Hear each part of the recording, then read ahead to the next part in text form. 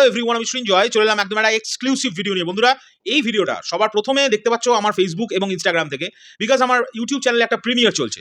তো এই ভিডিওটা ইউটিউবে একটা সময় আসছে।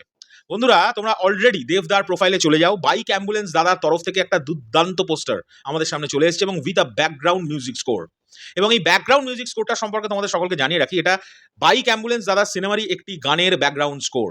এবং এই আজকের দিনটা যেহেতু ওমেন্স ডে, তাই আজকের দিনে দেবদা এবং আমরা বাইক অ্যাম্বুলেন্স দাদাতে বারবার বলছিলাম রুক্মিণী মৈত্রই এই সিনেমার নায়িকা, তার নায়িকার সঙ্গে পরিচয় করিয়ে দিলেন দেবদা।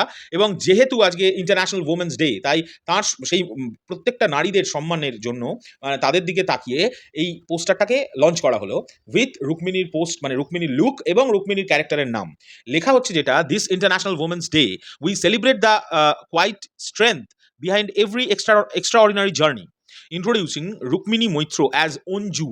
নামটা হচ্ছে অঞ্জু, ইংলিশে বললে Anju, the devoted wife of Karimul Haq, a woman whose quite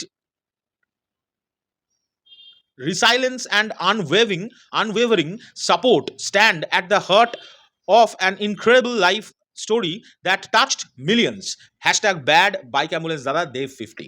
এবং তার সঙ্গে যে লুকটা এসছে তোমরা দেখতে পাচ্ছ, আমি উপরে দিয়ে দিয়েছি বা সাইডে দিয়ে দিয়েছি, যে কোনো থেকে দেখতে পাচ্ছ। তো এই হলো বিষয়। এবং লুকটা নিয়ে এখন যদি কথা বলি, খুবই সিম্পলভাবে রুক্মিণী মৈত্রকে সাজানো হয়েছে, খুবই সিম্পল, স্বাভাবিক। করিমুল হক, যিনি যার বউকে দেখানো হবে, তিনি করিমুল হক নিজেই এত একজন সহজ সরল মানুষ, তার লাইভ ইন্টারভিউ থেকে আমরা জানতে পেরেছি তার বউ কতটা সহজ সরল হবে, এটা তো স্বাভাবিক বিষয়। তো সেরকমভাবেই মাথায় রেখে লুকটা দেওয়া হয়েছে। এবং অবশ্যইভাবে আমরা দেখতে পাচ্ছি পোস্টারে বাইকটা তো আছেই। তো এই হলো বিষয়। এছাড়া কিছু স্পেশাল এক্সক্লুসিভ আপডেট দিতে চলেছি, সেটা হচ্ছে গতকালকে বাইক অ্যাম্বুলেন্স দাদা সিনেমার একটি গানের শ্যুট অলরেডি হয়ে গেছে।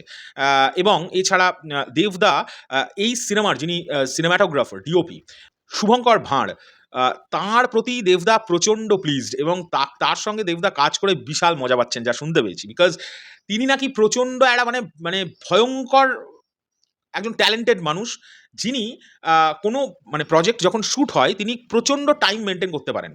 মানে ধরো বলছে এই সিনেমাটার শ্যুট শেষ হতে পারে 17 কি 18 কি 19, এই 3 দিনের মধ্যে এই সিনেমাটা শেষ হতে পারে। তো তোমাদের একটা আইডিয়া হচ্ছে না যে ইমা একটা সিনেমাটা দুম করে এত তাড়াতাড়ি শেষ হয়ে গেল? এই ফুল ক্রেডিটটা goes to the DOP, because উনি এত ফাস্ট কাজ করতে পারেন, এতটাই গুণী একজন মানুষ যে তোমরা ভাবো যে একটা দিন, যেহেতু দেবদা দ্য মেগা স্টার, তো সেই কারণে দেবদার ফ্যান্সরা জড়ো হয়ে গিয়ে এর মাঝে একটা দিনের কিছু শট নেওয়া হয়নি।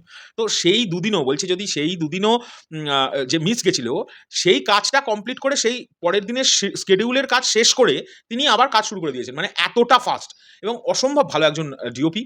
যা শোনা যাচ্ছে দেবদা প্রচণ্ড আনন্দে আছে তার সঙ্গে কাজ করে, দেবদা খুব হ্যাপি।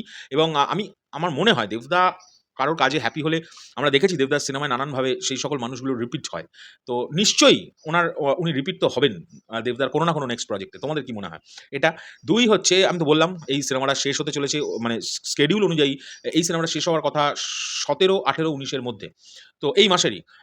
তো এই ছিল আপডেট এখনকার জন্য। তোমাদের কেমন লাগলো আপডেটগুলো অবশ্যই কমেন্ট করে জানাবে। আর এখনকার জন্য চললাম, পরবর্তী ভিডিও শিগগিরই দেখা হচ্ছে। টাটা।